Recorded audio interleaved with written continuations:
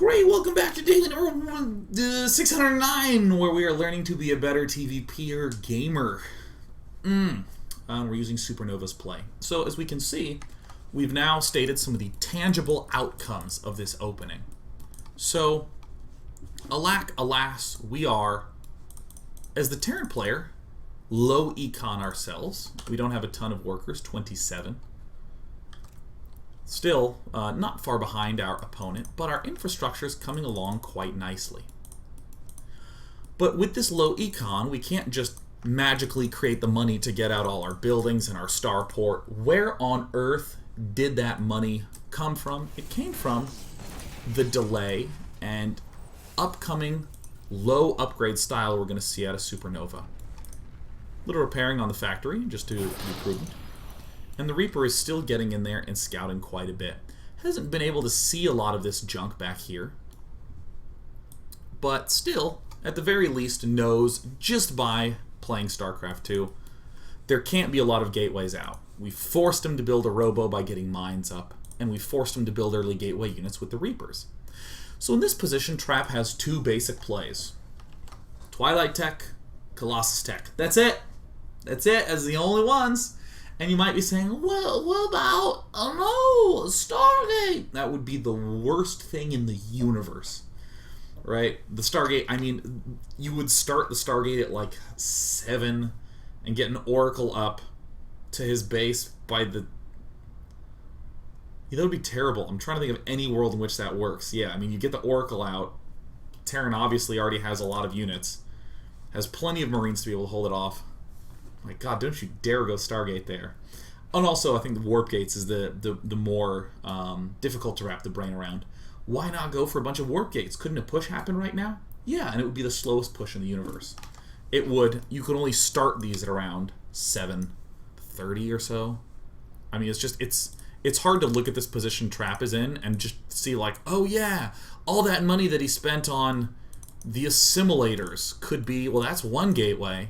If we didn't build this forge, then well, I guess that's 2 more gateways. So, oh my God, he could have 4 gates halfway done. I mean, there's just really no threat, especially with 2 barracks production from SuperNova. So, wow, nifty. He's just going either Colossus or Twilight Council Tech, highly likely for Templar. Dark or high, we'll see both in this daily.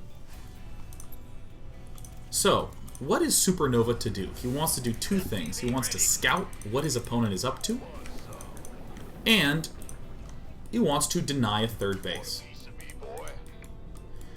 This Reaper, that once upon a time was doing a lot of aggressive scouts, I actually want to show this Reaper's journey starting in the 7-minute mark, because these movements are really important. Here is our Reaper. Moves from one possible 3rd location. Maybe tries to get in some scouting. Okay. Gets that information. Of course, this is when the factory's still alive. Whoops, I meant to rewind to 7. I guess I'll rewind to 6. Checks the 3rd. Alright. Moving around. Healing up. Totally reasonable thing to do. From 7 to 9, what is that Reaper up to? Just chilling outside the front. Subtly monitoring that 3rd.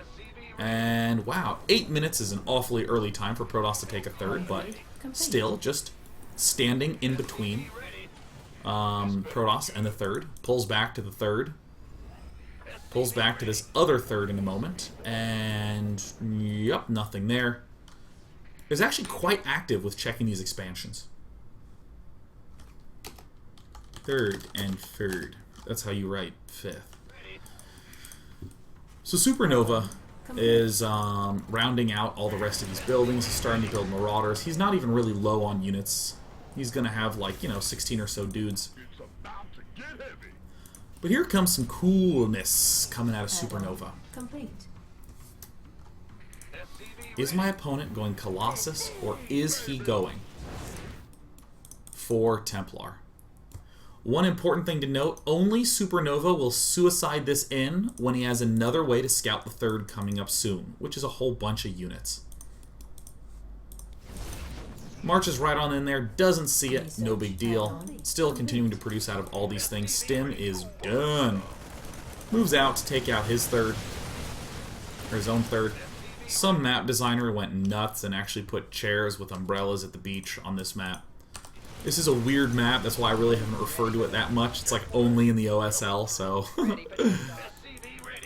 that's fine. So here comes some funky moves from SuperNova. Almost always, players will move out with everything right when the medivacs are up. This is the standard phase. Almost always. But in this circumstance, SuperNova is leaving his units back. He has only enough stuff that could be easily loaded up into 2 medivacs. Notice that this top row is 1 medevac, this bottom row is 1 medevac. And also opting to get these additional barracks. So SuperNova's cutting the command center. He's not getting a second engineering bay for massive ups. He is checking the 3rd base first. 3rd base number 1. Remember where that Reaper was? Yeah, doing all that good stuff. I think he even has this mine here. Stims move us up. Great. Seize the Colossus. You will have long seen your opponent's tech. These other 2 dudes move out. These other 2 medevacs move out only when he has enough. He only moves out with this Marine Marauder when he has enough medevac space to just sprint away with everything. And of course, there's cute little plays you can do like this. Like running 1 medevac with mines from that proxy factory to be a kind of annoying butthead. I think he does actually get in there and do some significant damage. Oh, that's so cute. But yeah, coming back to 11 minutes. Just some nice, good controlled harassment to monitor the 3rd base. Now, how many medevacs does SuperNova get out? Well, he gets out these first 2 for this group. He gets out these 2 for this next group, which he literally lifts up. Notice that if there are any DT counterattacks, these things would take care of it. We'll probably have to do a scan in the main, but he would be fine. And then in this position, we actually see 2 blind Vikings out of SuperNova. Completely blind, additional barracks en route. Not a lot has really been seen from SuperNova. He's just restricted his opponent back so much. Ready to plunder. And great, we also get the sense that Blink is incoming as well. So it's a really simple choice of what SuperNova needs to do right now. He's just going to do very simple macro. Get up Vikings, Marine Marauder. None of these big, dramatic moves like adding on a second starport or anything like that. Our opponent, even though our opponent has been... There it is. Even though our opponent has been largely left alone for a long time, we know he just can't have that many gateway units. He can't have a huge amount of stuff because we messed with him so much at the start. And this is where I'm actually not even going to say, trust me, I'm just going to show you. Here's the 8-minute mark that we were looking at before. Watch what happens when a Protoss player is battered down early. Alright, cool. Not even 16 probes mining in both bases. Alright, at 9 minutes we start 2 gateways. Excellent. Alright, they finish up. Let's see how much we make out of the gateways by going to the trap can. Makes 2 zealots, nice. And a 3rd zealot. There's 1 Colossus out. Some more zealots. And there's the gateways going out. And... well, Blink is also coming up from, I guess, this Twilight Council. And now charge, and this is where we paused. There hasn't even been a lot of money, let alone opportunity, to get a bunch of stuff up. One of the wonderful consequences of we, the Terran player, messing with our opponent all game long. So, ordinarily players kind of need a whole ton of Vikings to like slay all these Colossi super swiftly and then deal with the ground, but hey, no problem. He just can't really have that many Colossi. He can't have that much stuff because most notably, these gas geysers were super delayed. At the 8-minute mark, they're not even done. A lot of players try to start those at like 6:15 or so.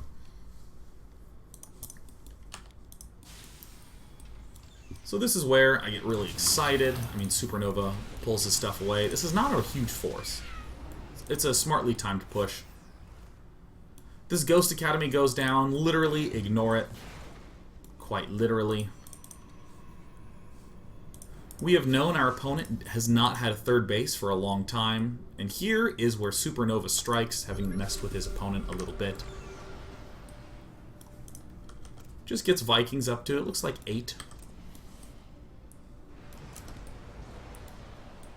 A big thing to note is that Protoss players now like to use this gas to switch all sorts of tech. So they'll have a lot of Colossus, a lot of Templar, and they'll spend all the rest of their money on gateways. Trap is quite behind in a lot of these ways. Notice this sudden rise in supply from SuperNova.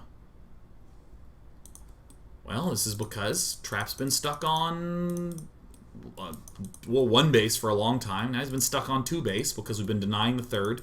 And now that Trap really wants to do all this fancy switch around to Ruing, SuperNova has a really simple smash play. Just darting right on in. Now, hilariously enough, these Vikings don't need that much protection right now. If, for some reason, Trap did build a lot of Stalkers with Blink, he would not have enough gas to get these High Templar and the Storm that quickly. If he decided to stay on a lot of Stalkers and try to stay really defensive with the Colossus, he wouldn't have the Storm. So this allows us to move in and take out this 3rd literally right as it is coming up. Now, I've changed it to selected because I want to show 2 things right now. The timing of this attack without the SCVs is still amazing. It's very easy to look at this and go, oh, well, SuperNova went all in. Bleh, that's so dumb. Where are you showing us this Day 9? I hate you, Day 9. We're going to actually see how much these SCVs do. First of all, quite a good Storm. Very, very good Storm. So these SCVs, one of them gets picked off. It's really these 4 SCVs that can participate. The other ones were lost in the Storm. Look at all these ones that are just bunched up in the back. They don't even participate in this fight. SuperNova literally had 15 SCVs that never even got to see any action. And we will comically note that 1-1 upgrades is what SuperNova was at. Trap is at like 2-1 upgrades. Actually, how far along was his research before then? I'm curious. I'm quite curious. Alright, so he hadn't even started it. Had he? Did he cancel? Nah, that's fine. Most Protosses like to switch around to all these different techs, have upgrades, have a whole bunch of idle gateways and all that stuff.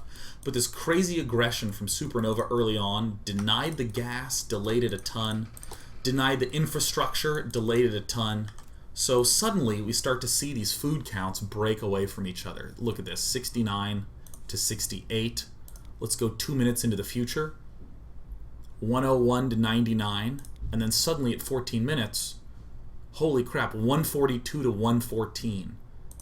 At 15 minutes, 160 to 134.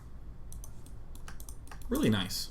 And no armory for +2. That would be the alternative to doing this sort of all-in play.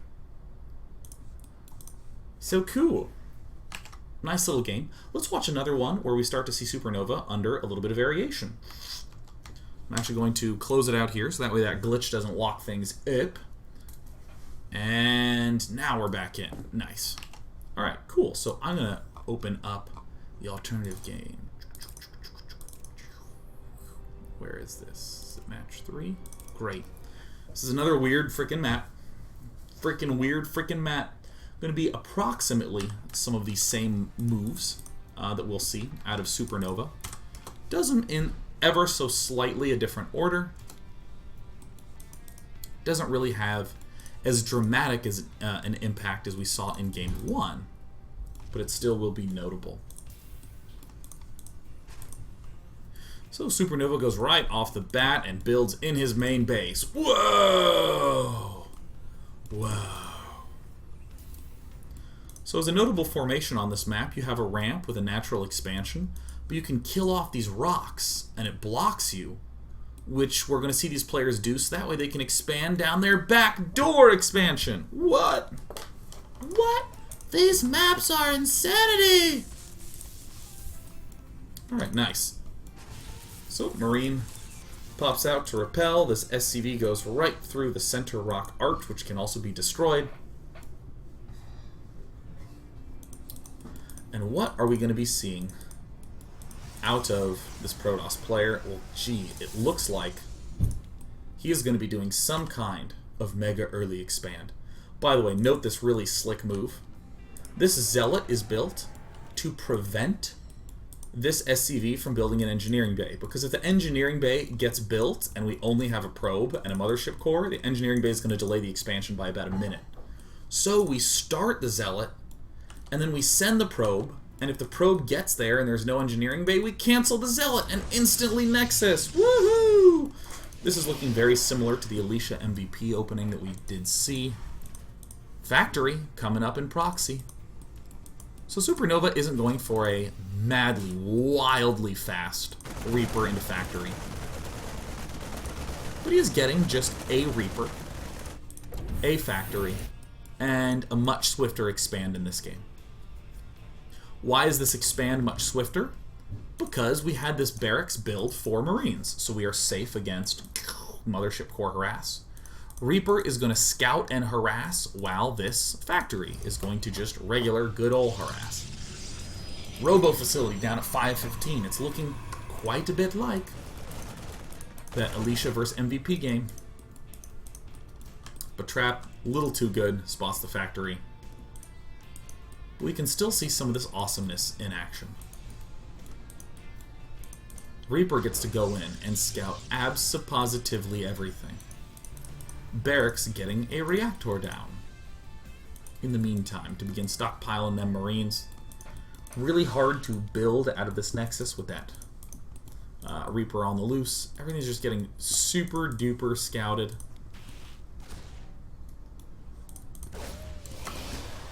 So again, we're seeing a lot of expenditure on 3 early Stalkers, which is not exactly what you want to be doing as the Protoss player. Did SuperNova lose that thing? It looks like he did, but that's okay, because he's going to do a mine surround. Watch this. Oh! Yeah! Cool. So we see yet again, by around the 8-minute mark, which is what we've been looking at game after game after game, we've seen that even these tiny little moves that SuperNova's doing, these little mines in the back, forcing things like extra Stalkers. There's actually 3 Stalkers been built, because remember, 1 died. So we're going to see that probe count up to 40, as it was before, right when we pause at 8 minutes. But geysers delayed a little bit, thanks to the wonderful Stalkers. There's not a lot of gateways done. I mean, Alicia, hell, had another forge down during this period of time. Lot of little subtle damage that has gone on in the infrastructure, and SuperNova is going to be following along approximately the same concept that he was doing before. Going straight for the medivacs, and only really moving out with small packs. Now watch this sweet interaction that's coming up. Okay, well, I know I've messed with my opponent's infrastructure enough to say he's either going Colossus or he's going for Templar, but he really can't be doing both. We're able to comfortably say that. The Templar that Trap is trying to do is of the dark variety. So again, look. 1 medevac worth of stuff here, little under 1 medevac worth of stuff there. And look at these units, just rallied to the front. Not everything is brought in. Bunker and missile turret, very conservative placement. SuperNova doesn't need a ton of stuff to deny thirds. He doesn't need all his units there. He just needs to stay safe. He's going to poke at the front. Alright, cool. Forced an overcharge. That's very useful. And then he's going to pull over here. There's DTs in the main, but look at this movement path. He moved to the front, and then he hooks back to the third and just unloads. And great, no third. Absolutely no third. He would apply as much pressure as he could, but no amount of force fields is going to prevent this from escaping. Again, no amount of force fields or units can prevent these from escaping. Now you might say something like, well, what if there's a whole bunch of stalkers here to take this out? Well, stalkers are the most expensive unit for Protoss early, 125.50. These are nice because they only require gas. These are nice because they're stupidly excellent power units that have a lot of value for their cost. Stalkers don't in small numbers. So if he does have a lot of stalkers, cool, we retreat and know that this guy has screwed himself tech-wise. There is no physical way possible that a guy with a lot of stalkers that can shoot down medivacs can have other things. Great. So DT Harass showed up. And what do you know? SuperNova, who left these back. See the warp prism there? Uh-oh. 2 D2s dealing a little damage. Well, thank goodness he left these things back to pick stuff off. Excellent, excellent, excellent. He does little pokes here. These are fine pokes to make as long as you are good enough with your Marine medevac control, which is very easy to practice because you don't actually have to practice with anyone there. You just click away in single player. So, nice, nice, nice. SuperNova monitoring the third. And what does this next patch of dudes do? Monitors the third. Now, I've been talking a lot about third monitoring, so I'm now going to end part 2 with this grandiose conclusion that I've said in a number of ways, but perhaps not as directly and simply as this. What are the mineral-heavy units for Protoss? Zealots. Probably stalkers as well. That's about it. Nice. What are the mineral-heavy units for Terran? Marine Marauder. Nice. Height. Cool. So, if we have locked our opponent, our Protoss opponent, out of a third base, he won't have a lot of gas. He doesn't have geysers 5 and 6. So most of his army will be mineral-based. As a result, our Marine Marauder should rock, because Marine Marauder crush quite badly Zealot Stalker, just pure. There is some positioning concerns. Yeah, I know hellbat exists too. It's fine. Hellbats, Marines, and Marauders really crush Zealot Stalker. So we're going to see out of SuperNova is now that he's checked these thirds, he's messed with his opponent's gas count. Fantastic. He delayed these assimilators at this expansion by a little bit. Here we are at the 7-minute mark. They haven't been started yet. Here at the 8-minute mark. Only just now are they... Wow, only just now are they starting. So Trap has really messed up the gas unit cap. So suddenly, when we're at this 13-minute mark, or excuse me, this 12-minute mark, not a lot of gas in these armies.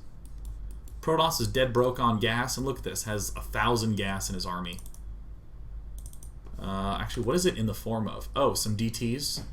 But in the main army at home, Immortal, Sentry, Mothership Core, this army loses real bad to 24 Marines, 8 Marauders, and associated medevacs. When we come back, we're going to wrap up this game, take some questions, and we're going to be done.